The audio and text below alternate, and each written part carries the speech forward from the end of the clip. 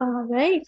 Well, thank you everyone for joining in for our next presentation. My name is Gemma and I'm a volunteer with the Indigenous Physical Activity and Cultural Circle. Before we begin, just a gentle reminder, specifically for the people on Zoom, that this session is recorded and we ask that you keep your videos and microphones off during this session. So today I'll be introducing Dr. Geoff Kira. Dr. Geoff Kira is an associate professor in physical activity and well-being and co-director of Te Hau Kori, based in Te Herenga, Waka, Victoria University of Wellington, New Zealand. Geoff is Napuhi, a tribal entity from the far north. He has a background in exercise physiology and biochemistry and a PhD in physical health promotion for children. He currently works in the field of sleep hygiene, physical activity, and food security. He applies Professor Sir Mason Dury's interface theory in his work, combining science and Matognara Maori Indigenous knowledge to bring about health equity. In his new role as co-director, he is developing the Matognara Maori components of a new undergraduate and postgraduate degrees in physical activity promotion. He is setting about showing the value of Matogana Maori as an equal and valid knowledge base to science for health promotion. So thank you so much, Dr. Kira, and I'll let you take it away.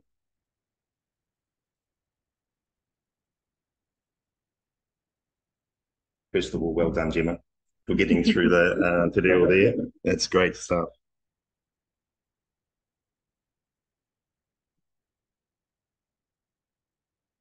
Tēnā tātou, ko rangi nui kei runga, ko papatua nuku kei raro, ko nā tangata kei waenga nui, tihei wā mauri ora. Tuatahi, ko nā whakaaro ki a rātou, kua mene atu ki te pō, heo anō, rātou ki a rātou.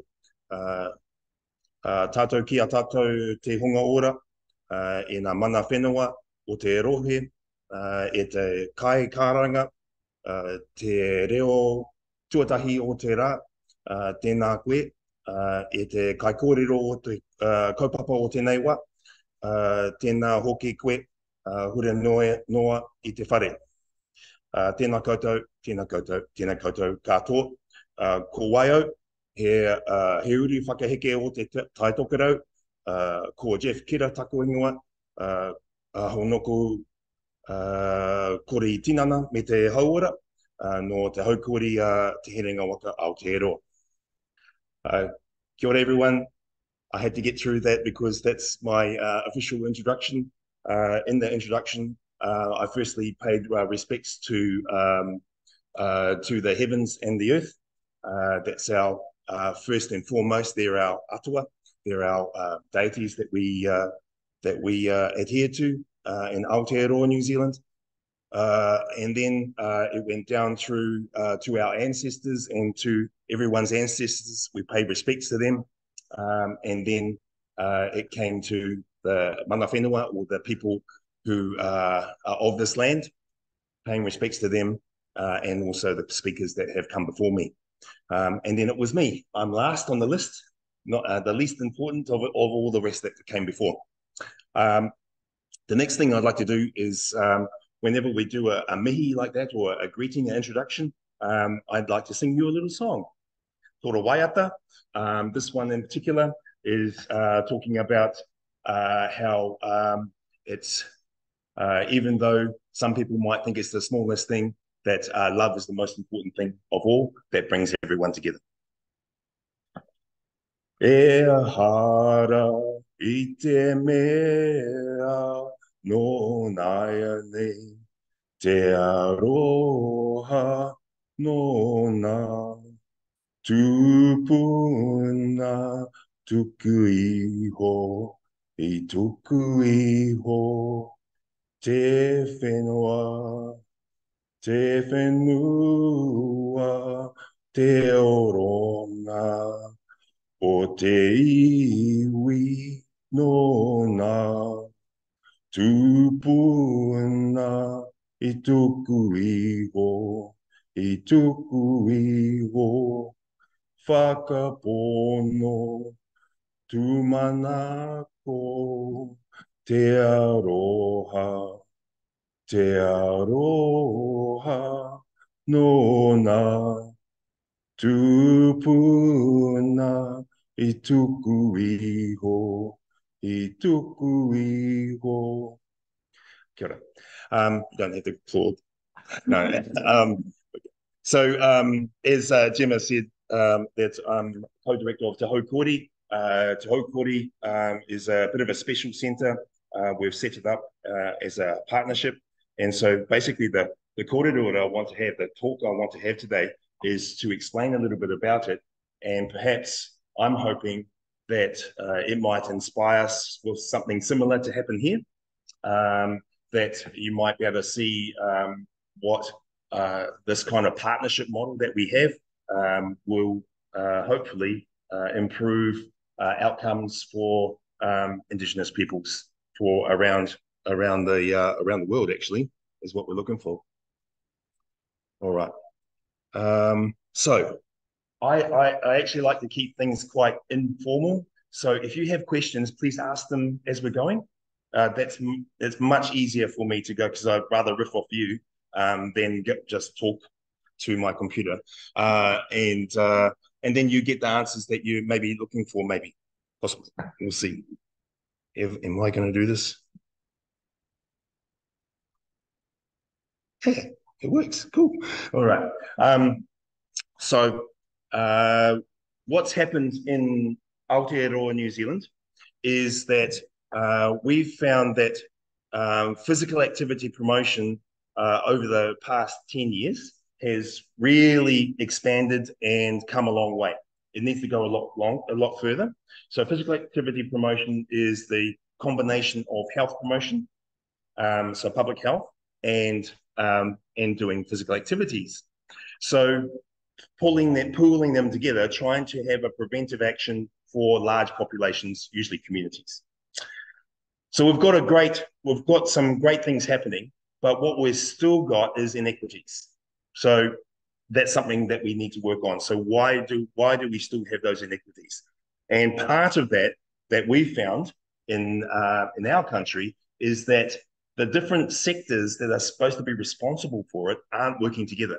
They're not combining their efforts. So we've got what I call a turn-in. Okay, so it's just three entities. It's the government, so central government. It's the academia, guys like me, and the delivery, so physical activity promoters around the country.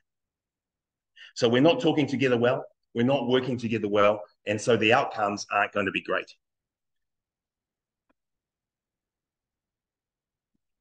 Also in New Zealand, we have developed, or have not developed this, someone else has developed this, called Te Whetū. Whetū is a star, okay?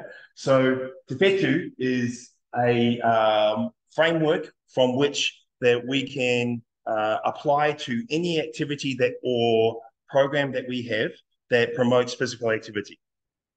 And why it is supposed to be effective is that it looks at physical activity from a Te Ao Māori point of view. Te Ao Māori means a Māori world. So our worldview is actually encompassed in this. I'll take you somewhat through it. I won't take you in depth. It's available online. Okay, so you can find it here. So this one here, what we've got is moving on. All right.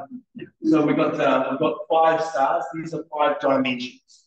So it's with Māori.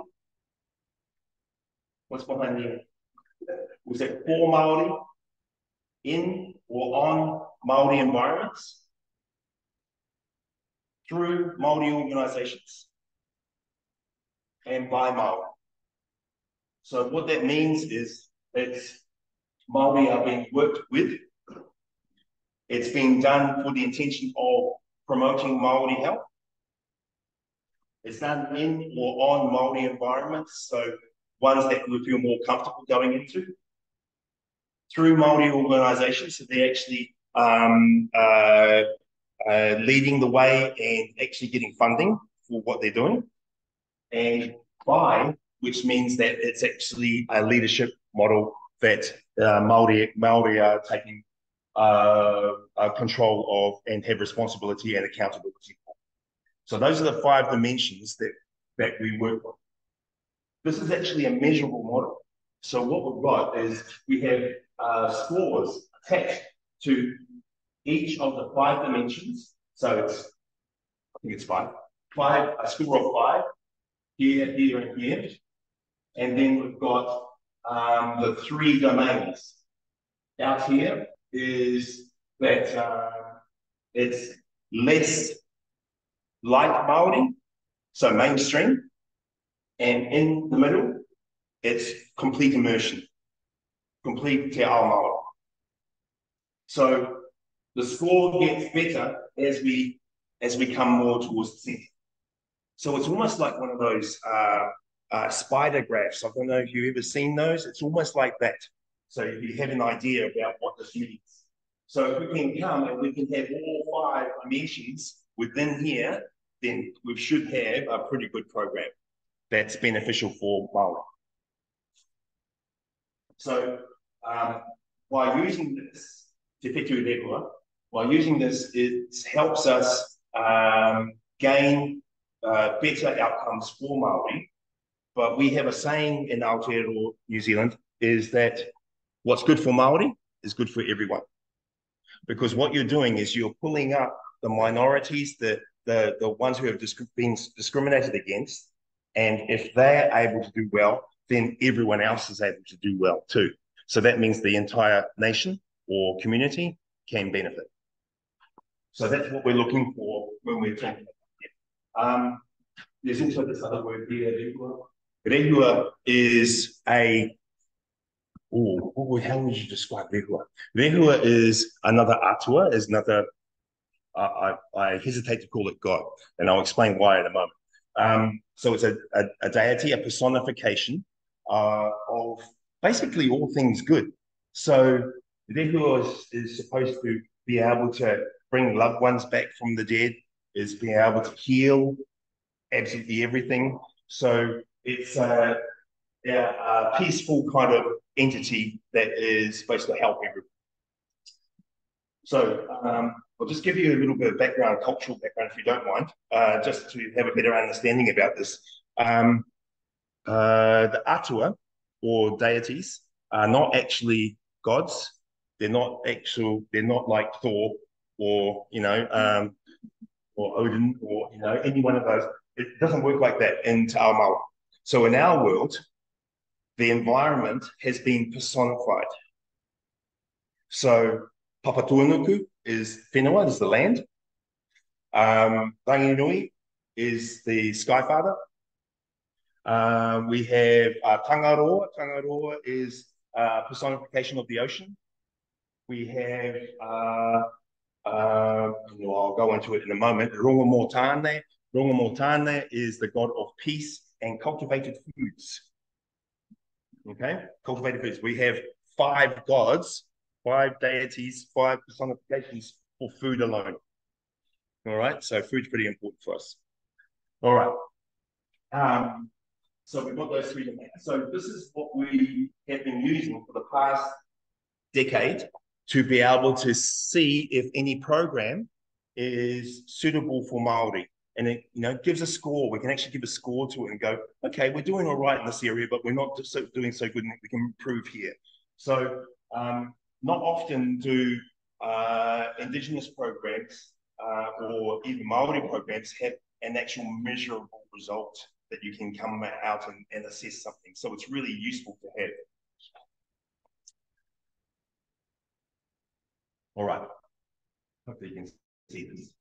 All right, we've got an arrow that goes that way. just in case you can't see it. All right. Oh my God, it's me, isn't it? All right, I'll stay. So the top one here is called the interface theory. Gemma mentioned it before in my bio. Interface theory is something that really appeals to me as a researcher and as an academic. So interface theory, and as an Indigenous person actually. So interface theory is the concept that we can combine both Indigenous knowledge and Western science to be able to get benefits for everyone. Now, this is come from a early kind of, was an early program, I suppose, that Māori leaders were pursuing Western education for young Māori.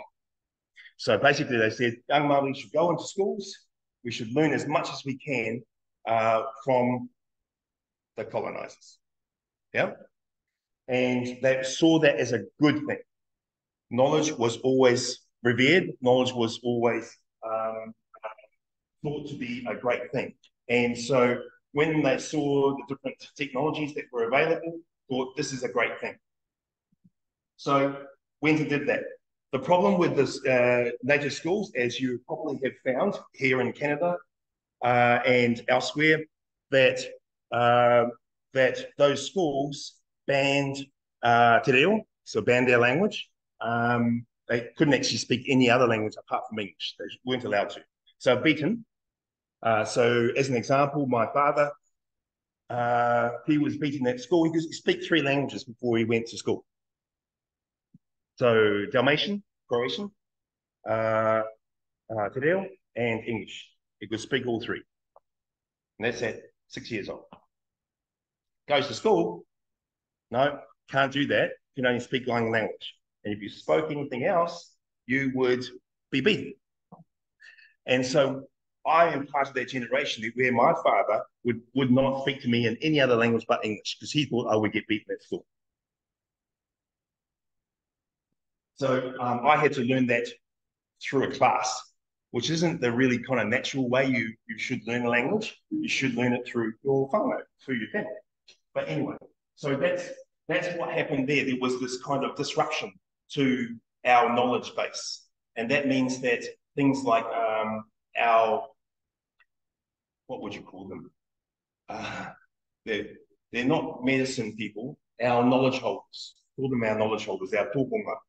So these were the knowledge holders. They did medicine, they did a knowledge about the environment around us, they did knowledge about growing food, all these kinds of things. They had lots of knowledge. Those knowledge holders were banned in 1908 by law, and so they could legally be thrown into prison by doing anything other than following the Western way. So we lost a lot of knowledge at that time. So what we've got here is representation of Western science and Indigenous knowledge on the other side. Stay away from the camera. Stay away from the camera. Okay. And so science has some things here that don't interact with Indigenous knowledge. They're quite separate. They will never be anything near Indigenous knowledge. However, we do have a crossover. We do have a point where Indigenous knowledge and Western science actually do cross over, and they're quite nicely knitted together.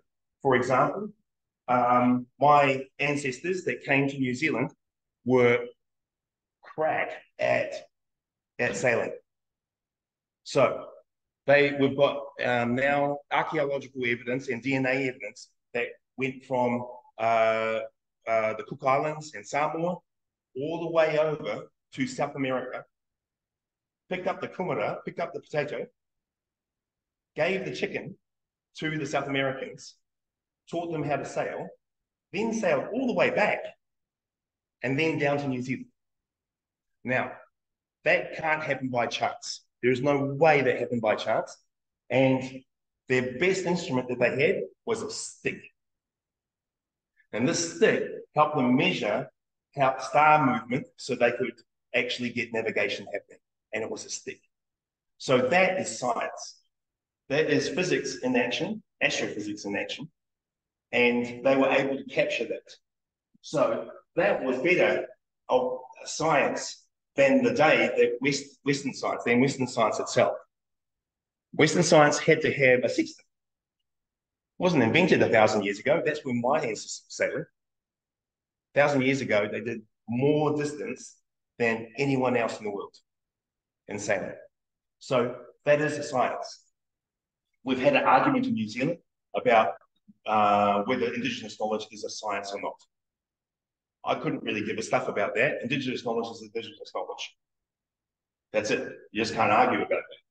So what I'm saying is that we have a crossover, we have a shared knowledge there.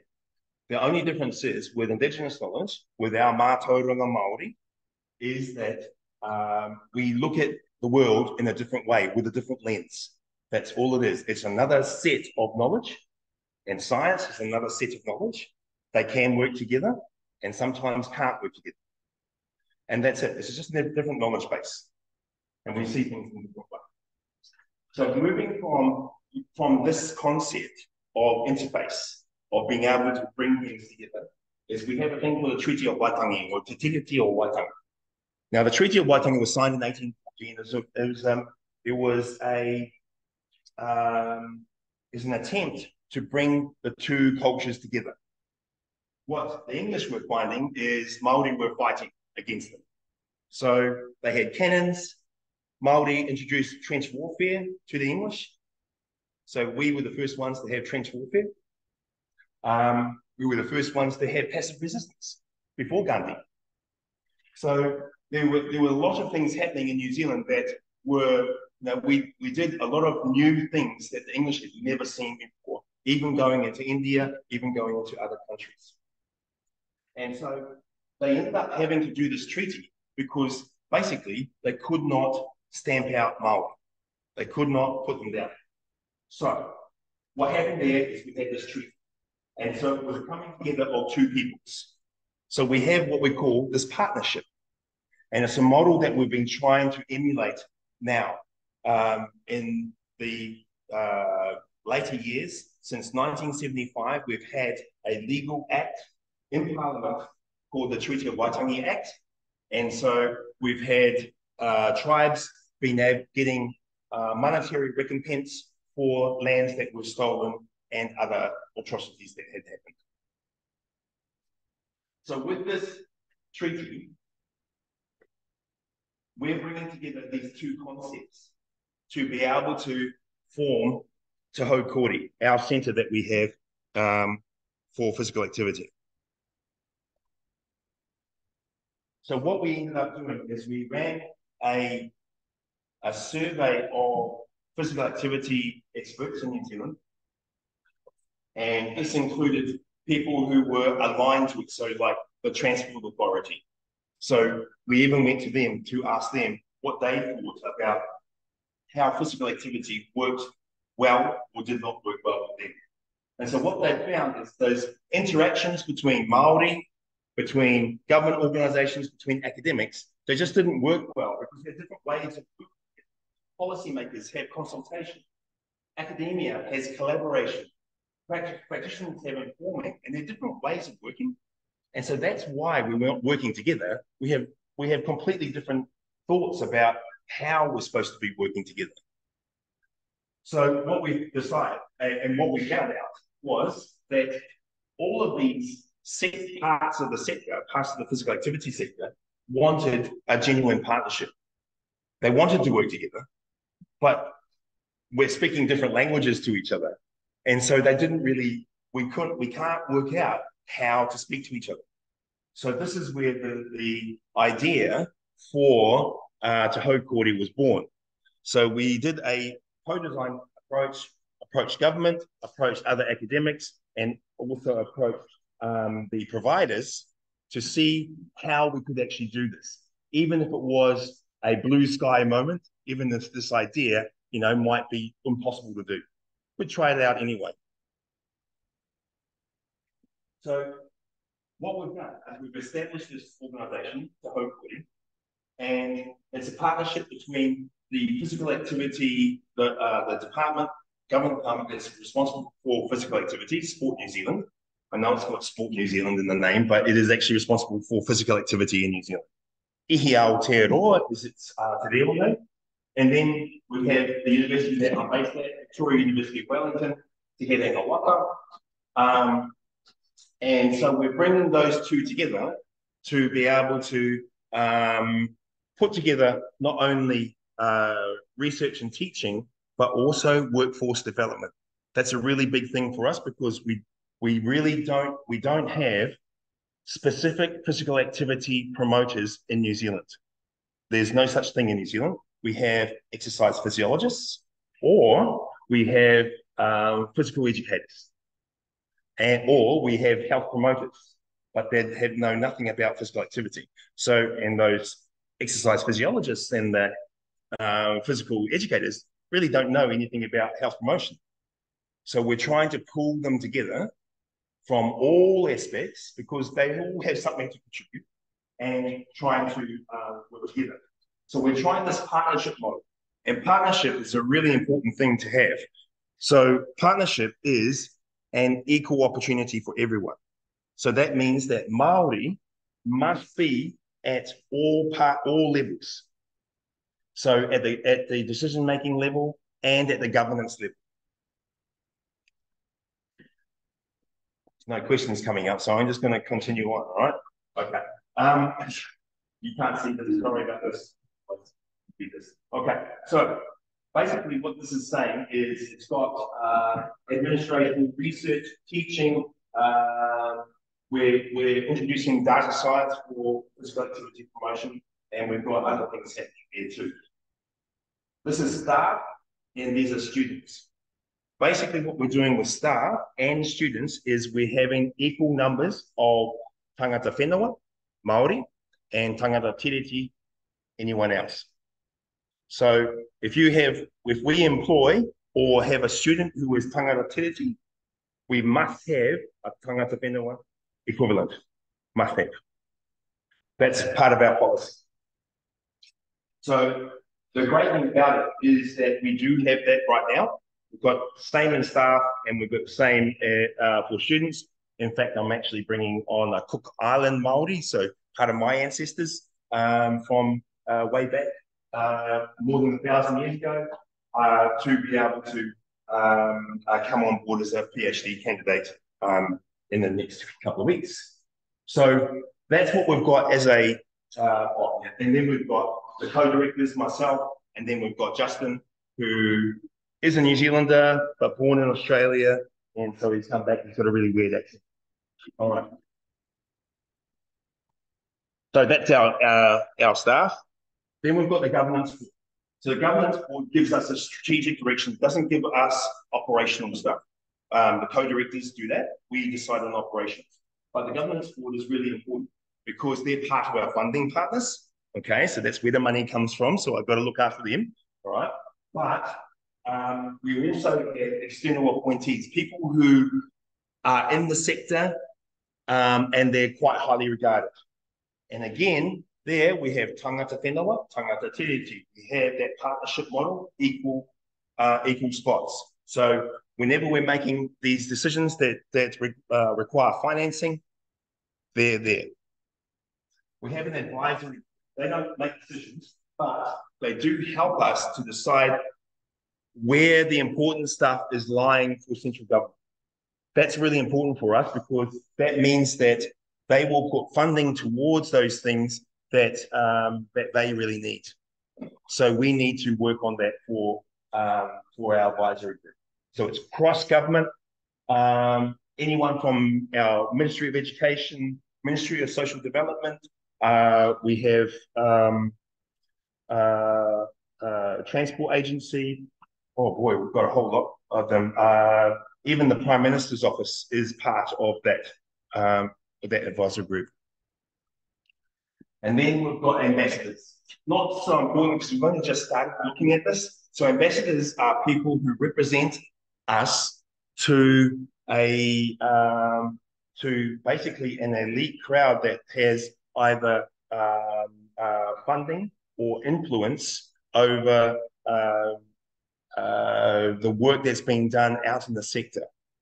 So these are all kinds of people. So it might be a high-level athlete. It might be someone who's a philanthropist. So it could be those. So they actually help us determine how we're going to work over the next few years. We've already got funding for the first 3 years, but we're looking to extend ourselves further. Yeah.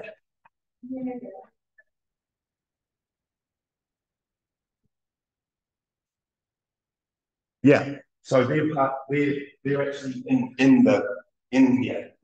So we have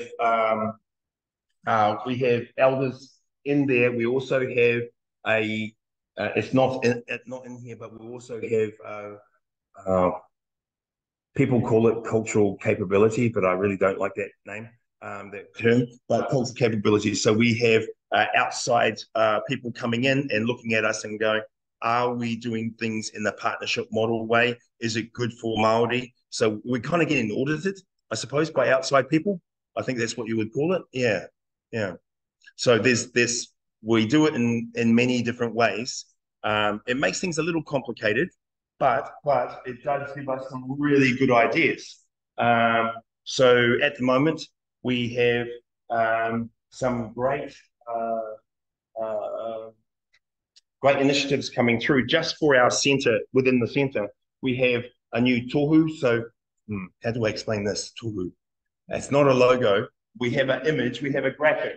We have a graphic that's being put together that represents us in a graphic form, in a visual form. And so this is really important for us to have some kind of impact for Māori organisations. So when we go to them, we'll present them with our tohu. Our tohu tells them how we would like to work just by looking at that visual, just by looking at that picture.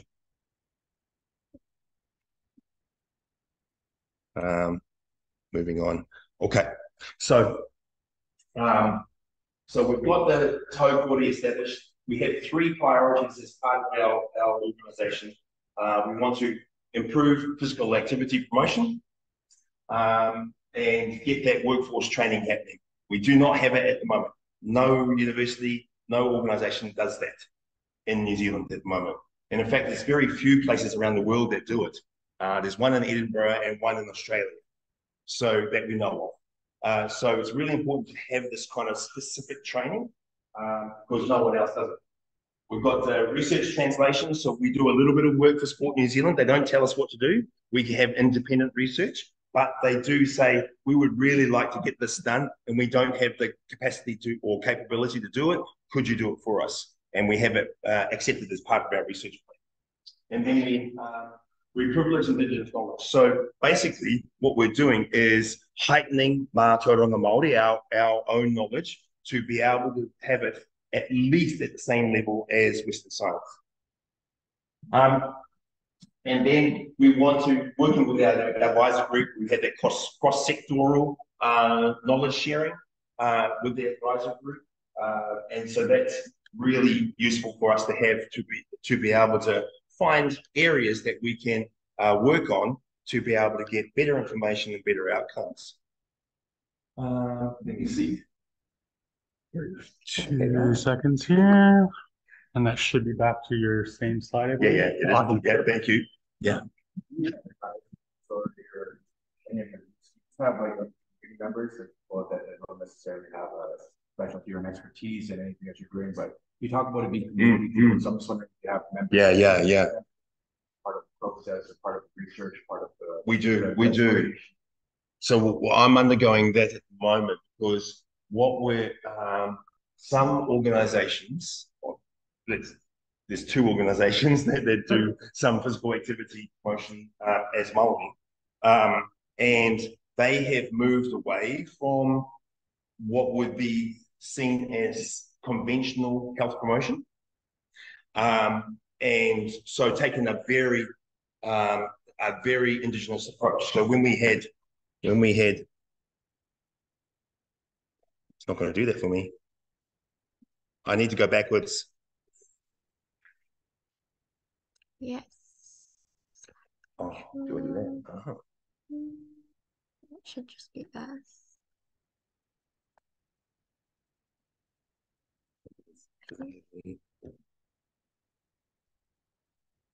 Oh, there you go. There you go. You fixed it. Touch. Yeah. Let me go back.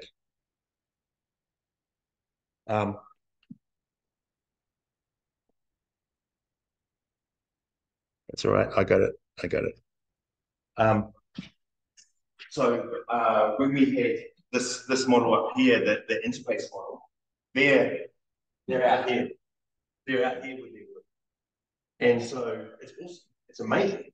And so that's what we're doing at the moment is we're trying to catch up with them and go, where are you going with this? We'd love to know more. So at the moment, we're going to those organizations who are in the community, and we're also going to the community, but it's better from those to take it from those organizations because they've got the vision. Yeah, they have the vision about it and pulling it together. So we're going through them to be able to find out a bit more about where they're heading with this. And there's a lot of experimentation happening with physical activity in New Zealand at the moment, particularly from an Indigenous perspective. And it's great. It is awesome because we're developing stuff. So we have a thing called taonga tuku iho. It's our ancestral knowledge. And that's awesome. And it's amazing. But it changes over time because circumstances change over time, right? So it adapts. And Māori, we're hot on adaptation. We've adapted a lot. And so the great thing about this, what's happening, is it's just another adaptation time. We're just changing things again because the environment's changing around us. Political environment, physical environment, that's all changing. So that means that we've got to change our approach to how we're promoting physical activity. And so these guys are just experimenting on stuff with just using our atuatanga, our deity knowledge, and applying it in a new way. And so it's really cool stuff. It might all crash, you never know, but people are trying. This is the great thing about it. Try it and see how it goes. You can't be wrong necessarily, all right? It's all about trying things out. Yeah.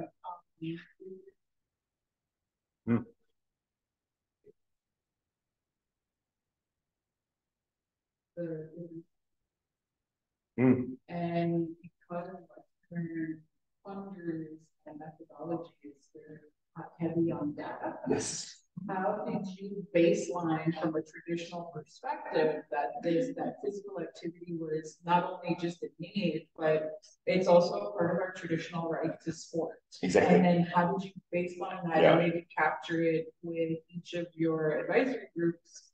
And then how do you measure that and the outcomes? All right. I'll try. I've got an answer. I've got an answer, but it may not be the full answer. So when we got put together, what did you do, Gemma? No, it's okay. I got it. Oopsie. Okay. So what we've done is we have been able to take the approach that we're not going to be able to do everything, right? So we have placed ourselves as a kind of middle person in the middle of it all and going, well, you guys are experts at this. You should go ahead and do that and we'll support you. And but we won't tell you what to do. You just go ahead and do it. And then these other guys over here are the experts, experts in something else. So what we're trying to do is pull the sector together. That we're trying to be that kind of, not a catalyst, but we're trying to be the glue that pulls everything together, be more translational. So government previously has been data heavy, and Sport New Zealand has the biggest population survey in New Zealand, 20,000 people a year being surveyed. And so that's big for New Zealand, all right? And so, okay, so but second only to the census in New Zealand. So it's huge, it's massive, it's an amazing amount of data, it's fantastic. It hasn't been assessed in terms of it's good for Māori. So over the past 3 years, I've been working with Sport New Zealand to see how we can change that. There has been a lot of pushback from Sport New Zealand, okay, only because they feel afraid of losing that kind of control over it. Yeah. And we're slowly getting there. We're eating away at them and being able to say, well, it doesn't matter if it changes. It doesn't matter if, because surveyors don't like to change their questions because, oh my God, you can't go from year to year and you can't compare from year to year. And I'm going, yeah, but the outcome, you know, if you don't change it, the outcome is still going to be the same for Māori. So what are we doing? Are we just going to sit here and go counting, check the box? We've surveyed Māori, but we haven't done anything good for Māori. So this is the kind of argument that I'm having. We're getting there. It's a hard argument, but the great thing is, as Te Hau Kori, we're seen as spearheading that. So Sport New Zealand go, yeah, you guys are the experts here, so we'll go ahead and do it. We're doing it begrudgingly because we don't like to change things, but they're going to do it. So it's happening, but it probably won't happen for maybe in the next 3 years. It'll probably happen in the next 3 years that we'll get significant changes to our survey, our data science to be able to do that. So with the PhDs that we've got, I'm hoping to get some Māori data science so we can do what we call kaupapa Māori quantitative methodologies. So kaupapa Māori is basically saying that we're doing it in the Māori way. And that's essentially it. There's nothing wrong with measures in the Māori world, because we do measures all the time. We do observations of the world all the time. Our maramataka, our calendar, our lunar calendar, we look at the environment and how it relates to the moon and sun. So we do those observations all the time. It's a measure. What we don't do with data is we don't collect it in a way that is offensive, that is going to be unhelpful or hurt people. So that's what we do. We treat that data in a way that it's going to be useful for everyone. And that's the real key. So this is the kind of thing that we have to teach these big organizations, particularly government departments. We have to teach them that way. There is currently in Sport New Zealand, there is no Māori that's in charge of data. So that's part of our problem. They've gone through huge cultural change. It's awesome. They can all do karakia, they can all do prayers, they can all sing waiata, which is great. But that's token compared to action. We need action to happen. And so they're pushing back, but we're pushing back harder, and hopefully we'll get that change. So the good thing is I can't be fired, which is awesome. Okay. So, so I can pretty much say what I want to do, but I don't do that. What I do say is that that's not good enough. Okay. And just keep kicking at the door, keep barking, and hopefully we'll get that change happening too. But that's it. Yeah, it is the hard one. We've had change in funding for Māori organisations now. So there's we've had an old program called He Oranga Pautama. So it's what is it? It's the status of health, basically it's called. So for that, there has been a lot more money being put to that and a lot more control being put over to Māori. So there has been change there. So hopefully in the next, say, 5 to 10 years, we'll see some outcomes of that. But it's only just changed in the past 3 years. So that's, and of course, COVID absolutely screwed everything up for everyone. So, yeah.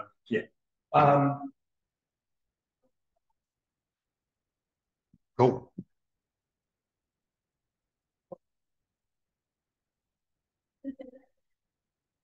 I'm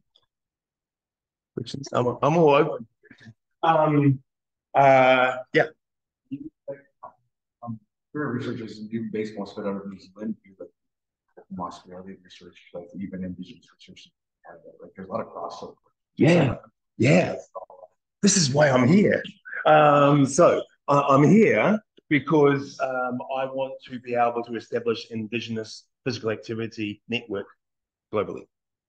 So it's part of my role. So it's not the only thing I do, but that's what I would like to do. And when I saw this come up, I went, what a great opportunity, say who I am and who our organization is, love to work with everyone, basically. All right. So this is what we're trying to do is we're not trying to show off or anything here. I don't know, it's pretty boring anyway, but the thing is that but what we're trying to do is say, this is what's happening here in our country.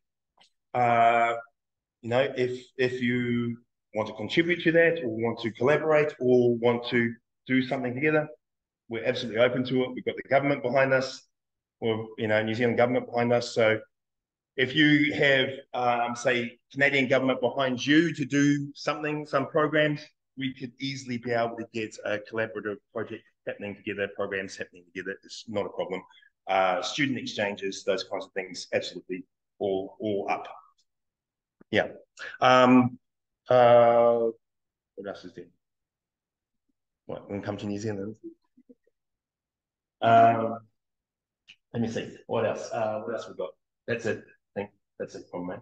No later. Tēnā koutou, tēnā koutou, tēnā koutou tātou. Yeah.